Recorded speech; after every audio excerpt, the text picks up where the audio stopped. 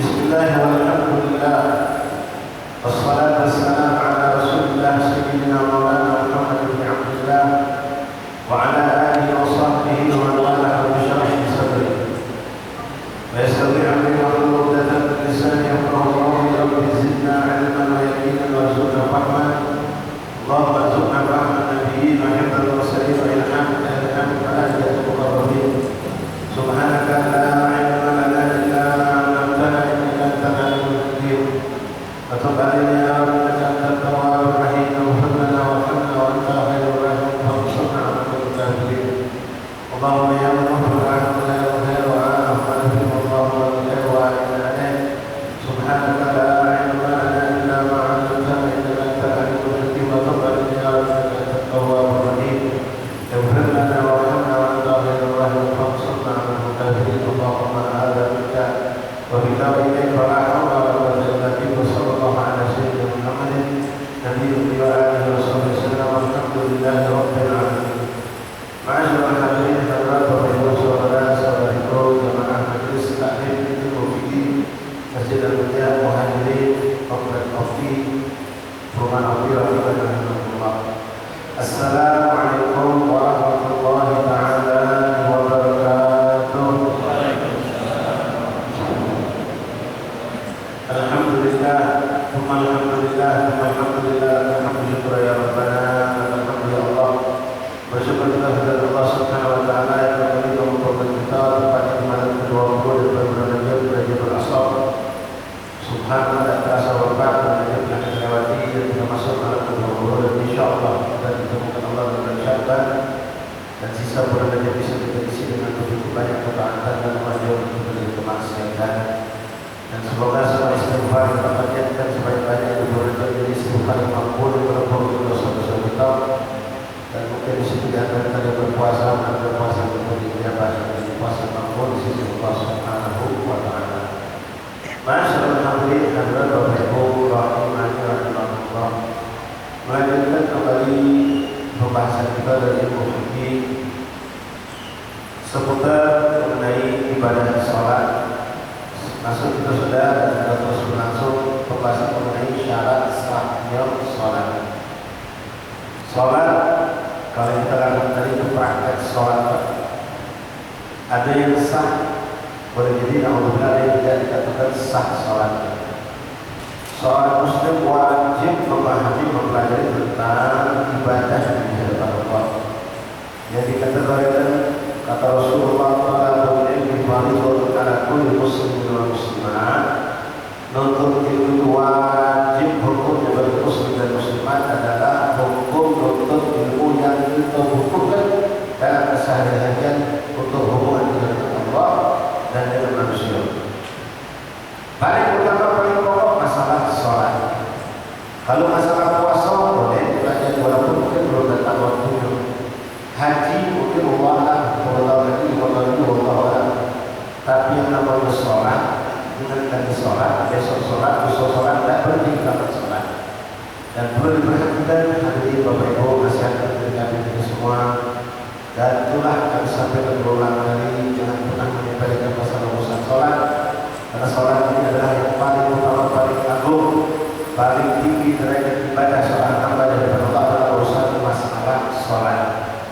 Tidak akan bernilai 10 kali haji yang kita lakukan, 100 kali umrah yang kita kawinkan, pernah membunuh orang kafir 1000 dalam jihad sebelum Allah mengatakan sholat kita berbeda.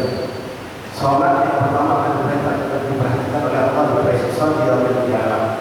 Rasul mengatakan awal man yuhasabu bi'abdi yawmal qiyamah as-sholat. Perkara yang pertama kali akan dihisab oleh Allah di hari kiamat bukan berapa kali haji kita, berapa kali umroh kita, berapa masjid musola yang kita pernah bangun, berapa minggu yang pernah kita infakkan sepanjang hidup kita, berapa ribu hari kita pernah puasa sunnah, berapa ribu musuh pernah kita bunuh dalam perang jihad fisabilillah. Itu belum akan ditanya Allah. Tapi yang pertama akan ditanya Allah untuk saya dan untuk bapak itu semuanya adalah mana sholat kau, mana sholat kau. Itu yang pertama akan dipertanyakan oleh Allah. Kalau sholat kita baik, maka bisa dipastikan semua ibadah kita itu baik. Tapi kalau sholat kita tidak baik, bermasalah, maka ibadah yang boleh dijadikan boleh juga akan bermasalah dengan Allah Subhanahu wa Ta'ala. Maka sekali lagi nasihat diberikan itu semua, jangan pernah melalaikan menyepelekan urusan sholat. Jangankan untuk meninggalkan sholat, melambatkan sholat tanpa udzur syar'i, tanpa ada memang tidak bisa dihindari. Jangan pernah melakukan apa itu meninggalkan sholat. Saya sudah sampai beberapa kali kepada Bapak, saya ulangi lagi. Di antara perkara yang banyak terjadi di antara kita, cuma gara-gara kesibukan, gara-gara pekerjaan, termasuk gara-gara perkawinan, itu meninggalkan sholat. Alhamdulillah ya. Dan kemudian berapa banyak saudara-saudara kita Pak yang bekerja keras, kerja bangunan, tukang pasang tenda, tukang catering, itu mereka yang bekerja rupanya tidak perlu dengan sholat, tidak perlu dengan sholat. Bahkan mereka yang sedang bangun masjid sekalipun, sedang bangun musola, sedang pasang tenda untuk sholat lebaran, misalnya Pak, itu mereka tidak perlu dengan sholat. Yang penting kerjaan mereka selesai tuntas. Padahal sholat yang paling pertama yang bisa kepada Allah Subhanahu wa Ta'ala. Dan lewat peristiwa Isra Mi'raj kita tahu benar-benar sholat itu menurut berbeda yang lain. Sholat didapatkan oleh Rasulullah bukan di muka Allah. Mereka itu didapatkan di tempat yang di atas langit ketujuh Allah, di tempat yang tidak pernah satu makhluk pun diizinkan masuk ke wilayah Rasulullah, yang disebut dengan Sidratul Muntaha.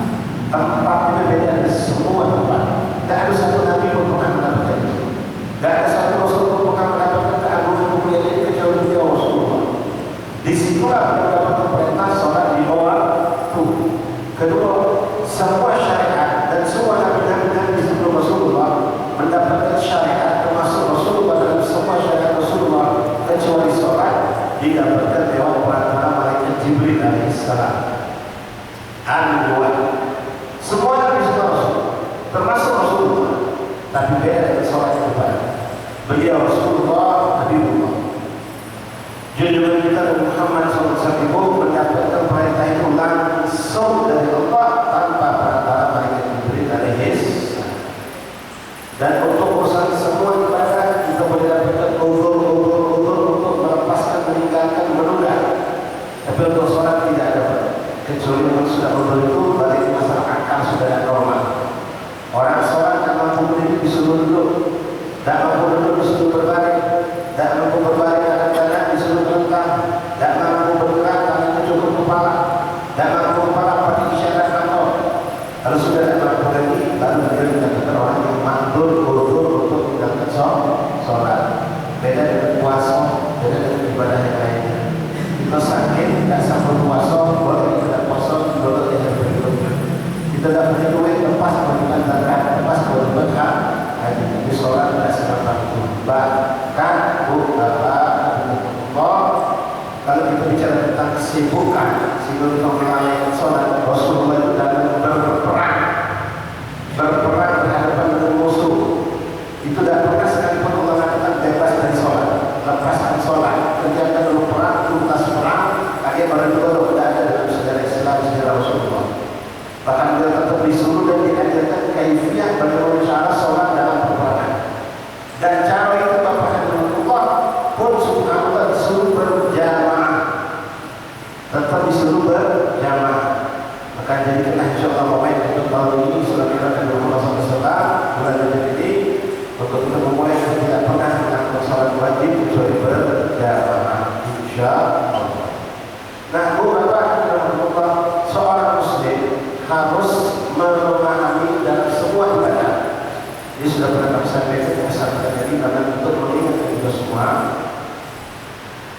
semua ibadah termasuk urusan sholat, 3 perkara wajib diketahui, bukan dihafal tetapi paham, tahu. 3 perkara dari 2 perkara. Yang pertama mengenai syarat suatu ibadah. Sekarang kita bicara tentang sholat. Seorang wajib muslim itu sebelum balik sudah belajar apa syarat sahnya sholat, kemudian rukun sholat atau furudus sholat yang wajib dalam sholat. Yang ketiga mubtilatus sholat yang membatalkan sholat. 3 perkara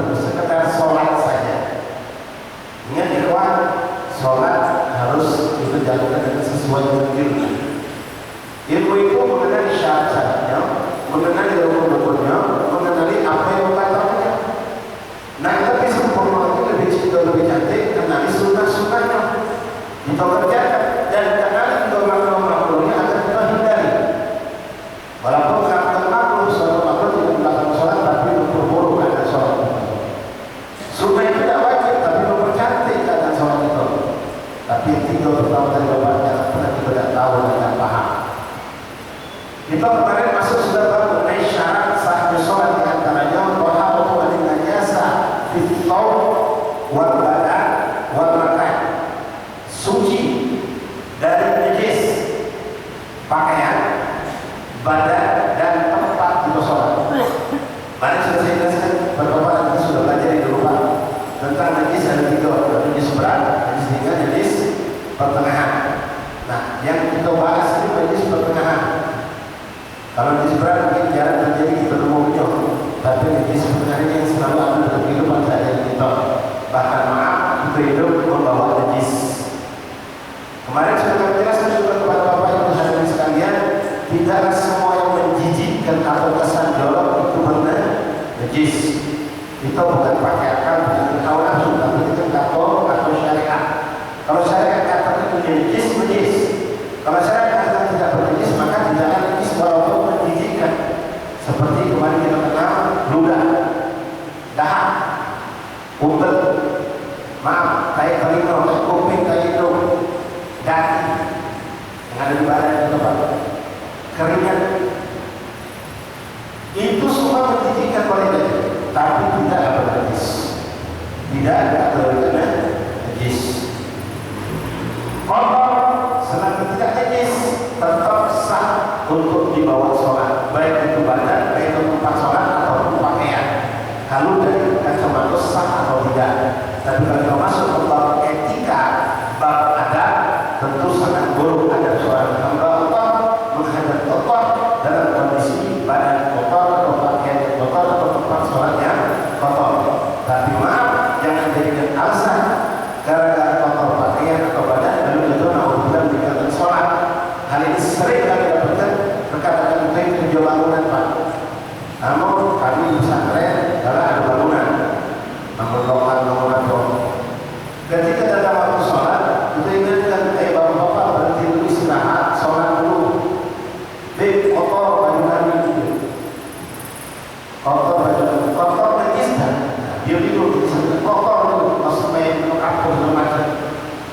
Kotor tidak menghalangi kita untuk sholat. Yang penting tidak bernajis. Itu. Kuli bangunan, pekerja-pekerja, macam-macam pekerja berat, termasuk yang pegawai bengkel, pegawai oli, tangannya, baju itu pokoknya jadi coklat kita makan. Sering beri, kalau ini sah di bawah sholat, sah di bawah sholat. Kita belum mati, kebetulan kita dalam perjalanan. Dari kemarin tidak sempat tadi tahu baru kita, tapi kalau kita mati dulu kasih tempat, kalau mati dulu lewat waktu sholat tak harus mati. Selagi kita belum tahu, aku tidak berhadas besar. Walaupun maaf badan kita kotor bau, tetap sah sholat tersebut. Bahkan kita kadang maaf lihat ibu-ibu yang ada ibu-ibu pakai mukena sudah air lama tangan, ya air lama dia istilah apa ya, saking sudah lama dan dicuci dengan basah kering. Kadang-kadang kita isi di antara kita sampai putih jadi coklat. Selagi itu tidak najis, hukum tetap sah dibawa sholat. Jelas insyaallah. Sekarang masalah najis. Najis di badan, di pakaian. Kemarin di badan sudah kita bahas, di pakaian juga sudah kita bahas. Sekarang masalah najis di tempat sholat. Masyarakat ini Bapak, najis di tempat sholat itu yang dikategorikan tidak menjadikan sah sholat atau kalau tersentuh di tempat sholat yang mulaqah bersentuhan langsung dengan kita punya badan atau kita punya baju. Saya katakan misalnya, ini sejarah Pak sepanjang ini ya, ini 30 meter nyatu senyawa di ujung sana ada najis, maka yang di sini sholatnya apa namanya? Karena di ujung sana ada ujung sini ada najis, bukan kucing atau ada orang bawa anak kecil. Apakah semua yang tidak boleh bikin sholat atau sekedar di sini saja? Jawabnya cuma di sini yang tidak boleh betul-betul sholat. Setelah di sini itu tetap suci, walaupun dia senyawa. Saya kerucut lagi sejadah yang saya duduk ini Pak, sejadah yang kita punya masing-masing. Seandainya di sejadah itu ada najis, pun belum tentu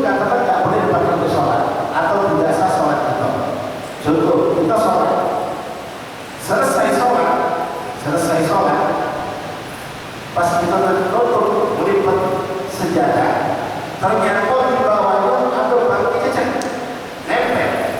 Bangkai ceceknya mungkin dari kemarin, atau ada darah di bawah sejadah. Pertanyaan, apa hukum sholat kita? Kita sholat di sejadah yang ada najis.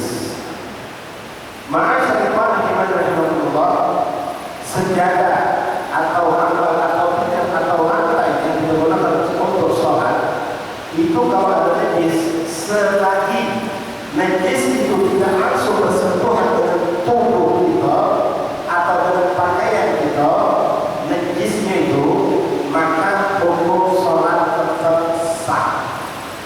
Misal saya contoh paling simpel, kita punya sejadah, pas kita sholat lagi rukuk, ningok pas di tempat sujud itu kan itu sujud, ada tai cecek di ningok, ada tai cecek di ningok.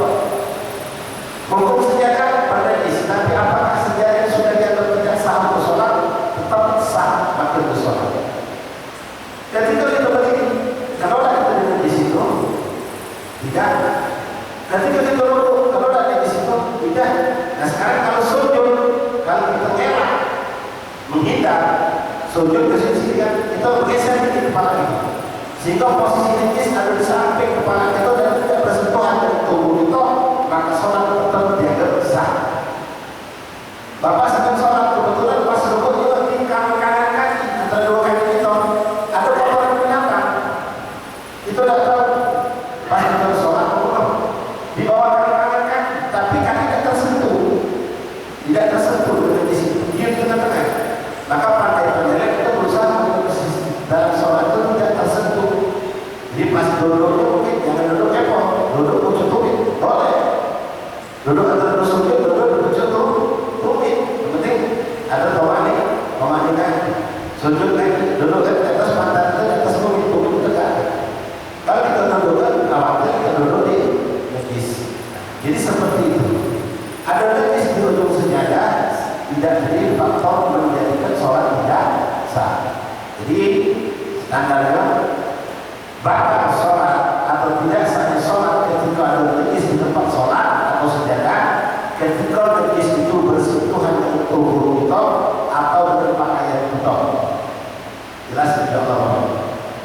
Jadi ketika kita sholat, ternyata di tengah kita sejadah ada najis, selagi kita bisa menghindari persentuhan langsung dengan najis, maka sholat tetap dianggap sah. Contoh lagi, ini najis adalah kebetulan najisnya sudah dikeringkan, ainun najasa, ada puntak kucing atau kencing budak atau kencing kucing binatang, lagi kering kering, tapi hukum masih najis masih, karena belum disucikan. Lalu kebetulan bapak mau sholat, ini kan kalau di tengah kosong kan terputus sholat kita, najisnya di sini. Kalau kita menghindari najis, sehingga tidak ada orang yang sholat, kebetulan belum sempat disucikan, tapi sudah kering, hukum pasti najis karena belum disucikan walaupun sudah kering. Maka bagaimana tindakan kita?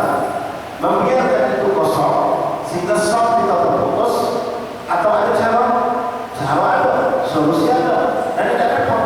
Apa yang sejadah letakkan di atasnya, karena najis ini kering, tidak akan tembus ke atas. Sholat akan di atasnya, di sejadah di atas tadi, maka hukum sholat itu sah. Najis itu di bawah dan posisinya kering, tumpuk ke sejadah. Sholat akan di sejadah di atasnya, maka hukumnya sah. Jangan dibiarkan kosong. Kalau kosong terputus, itu akan merusak afdolnya sholat berjamaah. Masyaallah hadirin rahimahullah. Ini masalah najis di tempat sholat. Nah yang tidak sah itu, masyaallah rahimahullah, kalau adanya keterikatan kita dengan najis, misal, ini sekedar gambaran saja Pak. Tadi saya sudah gambarkan, sejadah itu ada najis di tengah atau di ujung atau di bawah, selagi dia tidak nempel ke tubuh kita, nempel langsung ke pakaian kita, maka hukumnya sah sholat kita. Tapi seandainya saja, ya, ada orang bisa pas kita dikebak jangan tinggi gitu, dikebak jangan tinggi gitu. Nek di situ ada yoyo, ini sejarah. Nah ini sejarah apa? Ya, nek di sini yoyo, itu tegak di sini. Ada wajib-wajib atau ada tali dikebak jadikan gitu. Maka hukumnya itu bawa etis, batal sholat itu. Karena terikat sejarah itu sama hukum itu. Jelas insya. Sekarang masalah penting ibu belum perhatikan. Ini yang sering jadi masalah di masjid, masalah di rumah juga. Mengenai budak kecil yang kadang-kadang belok ke sholat, bukan belok samping, naik ujung badan. Apa hukumnya? Budak kecil sholat, kita sedang sholat kadang-kadang pak, kita sudah nenek, kita lagi duduk, kan duduk, kita lagi sujud naik ujung badan kita, kita lagi sholat kita lagi perlunya. Sekarang yang jadi masalah ini anak kecil boleh kita lakukan pakai pampers itu berisi. Apa hukumnya? Ini pertanyaan. Sekarang saya akan buka pada bapak sekalian secara lugas, insya Allah bapak bisa dipahami. Pertama, mengenai anak kecil. Anak kecil itu ada dua, lanang, betina. Kalau betina itu kalau dia memang tidak menggunakan pampers habis mandi atau kelas sudah mandi dari sekian jam lalu, itu boleh jadi hukum dirinya suci pada depan. Mandi jam 8 tadi, jam 10 ke sholat duha. Anak bayi perempuan ini anak umur 1, 2, 3 tahun barangkali kelas 1,5 tahun, dia itu hukumnya suci. Pakainya kali kita suci. Beda dengan anak laki-laki. Kalau anak laki-laki dipertanyakan pertama bersunat atau belum. Kalau dia belum bersunat, maka hukumnya dia bawa najis. Beda dengan perempuan. Perempuan disunatkan sunat juga pak. Sebenarnya ulama mewajibkan sunat khitan perempuan itu dalam syariat diperintahkan. Cuma maaf, jangan terlambat. Kalau khitan perempuan itu dilakukan dalam hitungan minggu-minggu awal. Umur 4 3 2 alhamdulillah. Seminggu paling lama 2 minggu. Karena kan sudah terlalu dewasa, besar, masuk setahun itu untuk memotong bagian kita itu biasanya sembuhnya agak lambat. Disitulah kadang-kadang muncul infeksi. Akhirnya jadi kendala untuk tak boleh, kadang saya kan lupa. Kita yang salah. Kalau beda dengan kita mau mana? Kita mau sudah disunahkan dari umur 8 hari. Sudah boleh anak kita 8 hari, cucu kita berani kita. Tinggal tanya dokter, kira-kira sudah siap memulai kita. Ya kami alhamdulillah pak, anak kami semuanya di bawah 2 bulan. Ada yang 40 hari, ada yang 3 bulan ini sudah kita. Pengennya bahkan 8 hari, kebetulan lebih 2 anak kami itu disisakan loh. Jadi belum siap untuk bergerak minum kalau macam jadi ditunda. Umur 8 hari sudah boleh kita. Kalau memang kondisi sudah ngomong lebih abdol. Di antaranya keuntungan untuk mencegah ketidaksahan sholat kita. Anak yang berkehidupan laki-laki itu apa? Ada namanya kuflah, kode kepala kemaluan. Itu kan disunat. Kalau dia sudah disunat, itu tidak ada lagi tempat menyimpan najis. Kalau masih kulut, ya bahasa kita belum disunat, itu kecil, sisa najis masih tersisa. Kita yang buat itu baik, tidak pernah kita buka macam itu. Tidak pernah. Makanya masih ada najis. Jadi balik tadi pak, kalau anak laki-laki yang belum kita, tolong jangan bawa ke masjid. Khawatir nanti dia pas kita pergi sholat, naik baju kita, meluk tangan kita, batal sholat kita. Jelas. Terutama dengan laki-laki dan perempuan. Nah, sekarang sudah kita atau perempuan, tapi pakai pampers. Pampers ini kan nampung najis. Bagaimana hukumnya? Sekarang kita lihat. Pertama, kondisi anak itu dulu. Ini anak baru dimandikan, baru saja dimandi. dia sudah pipis, sudah beol, dimandikan bersih. Lalu kita pakai pempes. Selesai kita pakai pempes, kita pun pakai wudhu sholat. Ketika kita sholat, ternyata sudah sunat lain ceritanya, atau perempuan lain tadi. Ketika sedang sholat, tiba-tiba dia naik ke punggung kita, atau kita lagi duduk, dia duduk di paha kita, atau dia narik baju kita mengenal kita. Apa hukum sholat kita batal atau tidak? Kita bisa pakai logika. Ini baru kita pakai pempes. Rasanya tidak kalau dia kencing, tadi sudah kencing di kamar mandi, pas kita sudah kencing, sudah BAB, sudah tuntas. Kalau pakai ukuran logika kebiasaan, dan kalau kencing lagi itu paling sejam setengah baru buyur. Kalau masih baru pempes tadi, bapak ibu boleh cukup semua masih kosong coba pempes. Dan perlu habis sholat, sebelum kosong bapak ambil cucu, mau di celananya, kalau kencing memberikan tidak buyur. Kita pakai logika ya. Di 5 menit, 10 menit, udah baru dari kamar mandi. Rasanya tidak kalau berisi. Tapi kalau bapak orangnya was-wasan itu kan susah. Salah, kencing hanya kita bawa tiba rasa dan pas sudah tadi. Tidak usah sakit ini.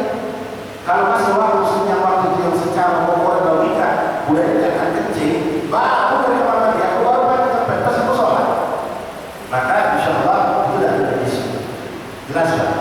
Sekarang ini jadi masalah gimana kalau pempes itu sudah berlewat waktu sekitar 20 menit atau setengah jam ke ujung. Yang secara itu boleh jadi tidak kencing lagi, boleh jadi dia BAB. Cuma kalau BAB biasanya ada bau pak, kencing ini jadi masalah kaki baunya. Nah, sekarang kita sudah sejam yang lalu pempesnya atau lebih. Bagaimana hukum lebih baik kalau dia mendekat kepada kita ketika kita sedang sholat? Pertama, yang dikatakan batal itu kalau ada kesan itu membawa najis atau terikat dengan najis. Tadi sudah saya gambarkan. Kalau kata kita terlibat najis hukumnya, walaupun najis itu di sini, bapak sholat di situ, misal di situ ada lagi di tempat sejadah, di dekat kita hukumnya najis. Nah sekarang bu bapak hadirin ibu memperhatikan, anak ini kita pakai pempes dan pempesnya sudah bersih najis pak. Ketika kita sedang sholat, sedang duduk, ibu lagi duduk sholat, cucu kita ini ngosok kepala kita, baca ini dulu dia ya. Cuma ngosok aja, tidak ada cemburunya ya. Ngosok oleh dada kita usah-usahnya. Ada tak terikatan ini? Terikat tak? Tidak. Ya, najisnya di bawah, dia usah kepala, tangannya tidak ada najis. Beda kalau dia. Nah, kalau sudah macam ini nggak boleh seperti terikat. Kaki itu jempol, ya, dari kita mendengar kalau ini jempolnya, atau dia menarik kaki kita atau pakaian kita, maka hukumnya batal. Tapi kalau cuma gosok-gosok, musah-musah, atau kita pasang tangan yang dulu, dia nyentel. Saya jadi itu.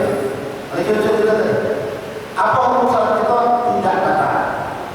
Kalau tidak ada keterikatan dan itu tidak membawa, kan nyentel dia. Tangannya cuma pegang begini atau usang kepada kita, tidak batal. Tapi kalau sudah sifatnya nyengkam dan inilah atau baju kita ditarik itu mengenal dari, maka hukum sholat itu batal. Termasuk jelas kalau pas kita sujud dia naik ke punggung, apa? Itu lagi duduk dia naik ke paha, batal. Ibu sedang tegak mengkawal panjang, dia tegak kecil-kecil jalan, tegak depan itu injek mengkawal ibu. Kalau injek sejadah tidak batal, karena tidak tersentuh dengan diri kita.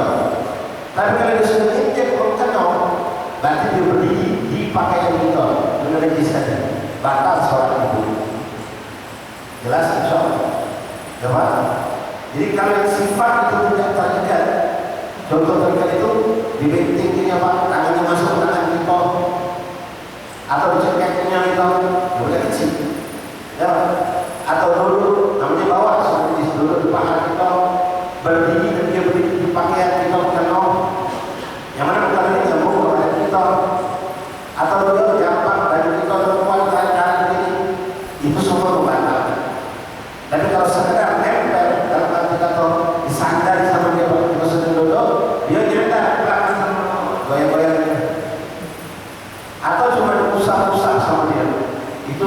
membatalkan sholat.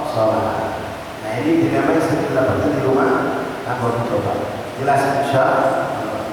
Satu lagi yang sering jadi masalah seperti di zaman akhir ini Pak, kopi minum coaching. Coaching mana? Anak-anak dapat tidur, susui jam kadang-kadang lupa sama tempatnya coaching lebih. Sekarang coaching itu kadang-kadang apalagi masya Allah coaching modern sekarang juga sensitif, salah makan bulu pas. Ya, kalau salah makan berapa merek apa pelet itu berapa susu berapa makanan bulunya lepas. Nah bagaimana hukum bulu coaching ini?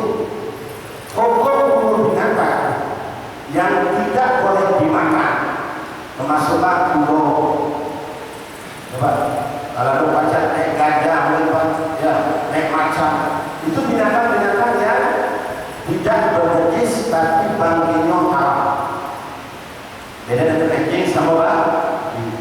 Kalau bulu-bulu mereka lepas, maka hukumnya bangki. Bangki itu najis. Karena balik kita kucing. Ketika kita main kucing, ibu atau kucing sebenarnya boleh disenjata. Mereka lagi bulu kucing di badan. Apa hukum? Boleh tidak kita langsung sholat? Jangan, bersih dulu. Dan ini hukumnya bangki. Sejarah kita lepaskan dulu. Kalau memang ada yang tidak bisa dibersihkan, nempel, tidak bisa hilang, baru dimaafkan. Karena Rasulullah mengatakan kucing itu adalah hewan yang selalu hidup bersama kalian. Jadi ada dispensasi. Kita nanti ingat seperti zaman sekarang punya kucing itu pasti mau masuk kamar, masuk bilik, naik keranjang, kita sholat dulu sejadah, sulit dihindari, maka itu dimaafkan. Tapi ketika kita masih mampu untuk membersihkan, bersihkan, dibersihkan. Pas selesai dibersihkan, itu sholat kita masih adu, nempel, dimaafkan. Hukumnya dimaafkan. Tapi kalau kita tanpa membersihkan sama sekali, sebenarnya rumah kita tidak sah sholat di itu. Jelas insya Allah. Ini yang kita hadapi di rumah korban kucing, peliharaan juga binatang. Nah, beda dengan hewan yang halal dimakan. Saya dulu masih kecil Pak, masih SD. Terus senang ikut teman-teman juga nyari bulu-bulu yang cantik, yang warna-warni Pak. Kami taruh di dalam buku, ya, jadi pembatas buku zaman dulu. Ya, masih SD dulu Pak. Nah itu hukumnya bagaimana? Sebagai ulama mengatakan kalau itu dari hewan yang halal dimakan, maka tidak dianggap bernajis. Suci, burung daro, sejenis-jenis burung, sejenis-jenis unggas yang halal dimakan itu tidak apa-apa. Sekarang dilema yang sering kita dapat di Pak, walaupun ini jarang terjadi, tapi kadang ada musim laron. Laron itu kalau sudah musim, masya Allah, penuh. Kalau bangki, ada bangki. Kalau laron itu hidup berjalan, itu najis. Tidak najis. Dibanding itu, cukup kita tepiskan, bersihkan.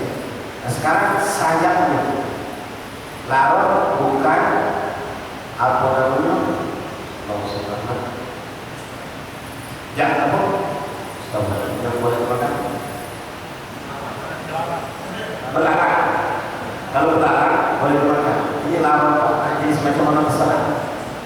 Lawan itu macam-macam musim Pak. Itu dia bukan binatang yang boleh dimakan. Maka kalau saya dilepas hukum saya itu najis. Tapi itu kadang-kadang sobek kadang ini Pak. Anus enteng itu sapu putar. Balik lagi kita tepiskan, balik lagi, tepiskan, balik lagi. Balik hukumnya seperti bulu kucing yang sulit dibersihkan. Jadi segala kita mampu bersihkan. Tapi pas sudah selesai kita bersihkan, atau sholat misalnya masih ada. Dibangun itu dimana? Yang penting bukan bangki lawan, cuma bulu lakar tersebut.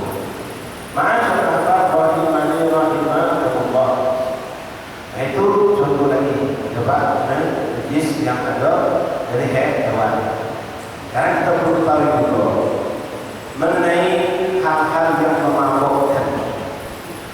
Kullu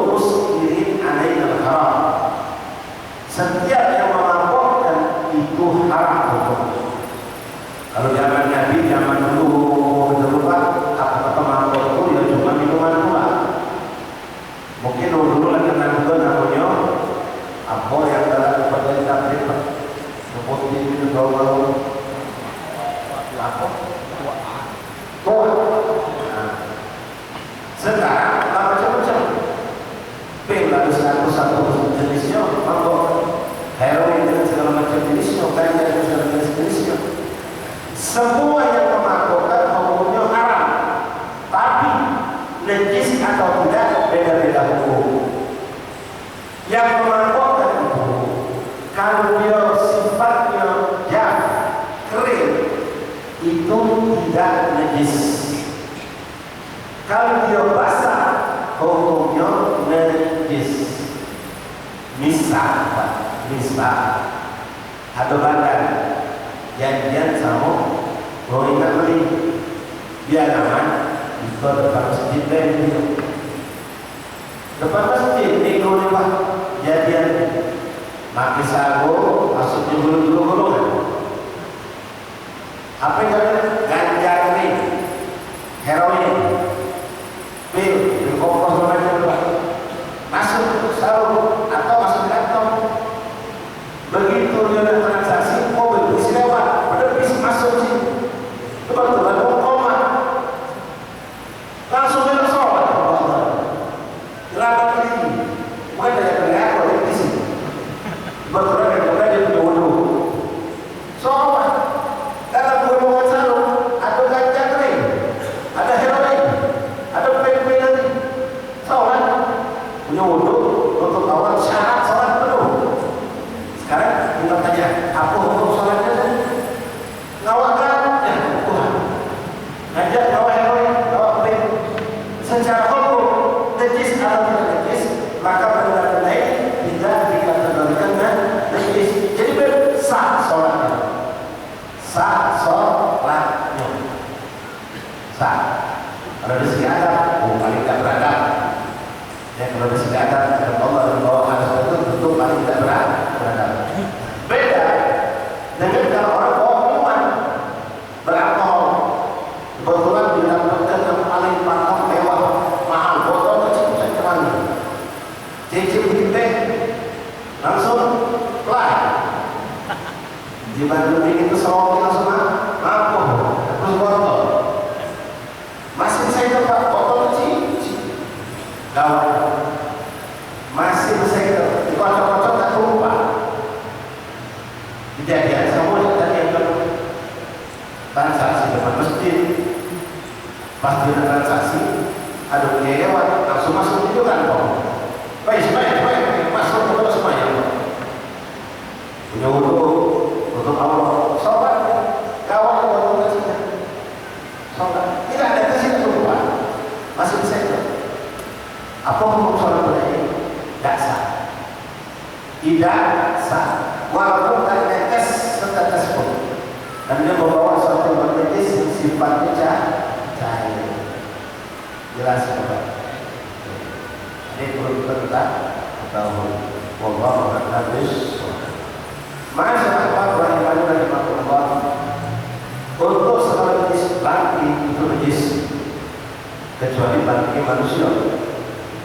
Bangki manusia sama tadi apa dia namanya, belalang, sama hewan laut, binatang laut, udang, ikan segala macam, sudah najis. Jadi kalau ada lalat mati masuk dua kantong atau baju itu, atau sholat dua macam saya coba, ini saya tetap pikir tapi saya nggak tahu. Saya keluarkan, saya masuk lagi kalau saya pakai. Pas 2 hari saya pakai baju ini, saya mau cuci. Begitu saya keluarkan kantong, saya lihat di dalamnya ada bangkai lalat. Mungkin pas jalan lewat, saya masuk tekan nama kita, mati di dalam kita. Ini sudah saya katakan kepada kembali balik. Maka untuk bawa bangkai lalat ini, walaupun dia tidak berdarah, tidak ada darah, sama dengan awal tadi, itu hukumnya tidak sah, batal. Bukan kondisi tertentu bangkinya. Beda hukum ini kalau masuk ke dalam makanan minuman yang cair, itu sudah pernah kita bahas. Lalat masuk ke gelas, minuman digerumuti oleh semut, bangkai semut mampu, hukum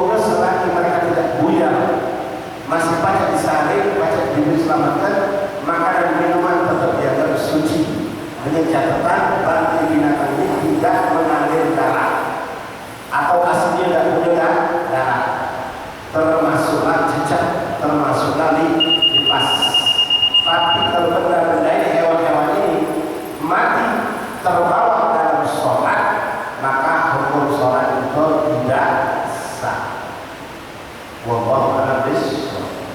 Sedikit tambahan, tadi katakan Pak, senang ibadah tapi sudah tadi tidak pasti itu. Ada orang tawarin Pak, Ustaz, ini lah Pak Haji, tasbih dari daging gajah, tasbih dari daging gajah. Dulu kan sempat tren Pak, gajah itu hukum boleh dimakan? Tak boleh. Maka bangkinya hukumnya najis. Kalau dia kering, kita pegang tangan kita kering, tidak jadi masalah, tidak kena najis hukumnya. Tapi kalau tangan kita basah, pegang dia kering, hukumnya najis. Sekarang gading gajah itu najis, tidak boleh dibawa sama seperti lalat tadi Pak. Kalau kita kantong, berarti kita bawa najis. Kalau gading gajah bukan seperti kulit yang bisa disamak. Kalau kulit bisa dipedung, jadi antara setelah proses penyamakan. Ada khusus, tapi namanya tulang termasuklah gading itu tidak bisa disamak. Hukum bangkai adalah najis. Bangkai gajah najis, maka gading gajah juga hukumnya najis. Kalau kita kantong, kita bawa sholat, maka kita bawa bangkai.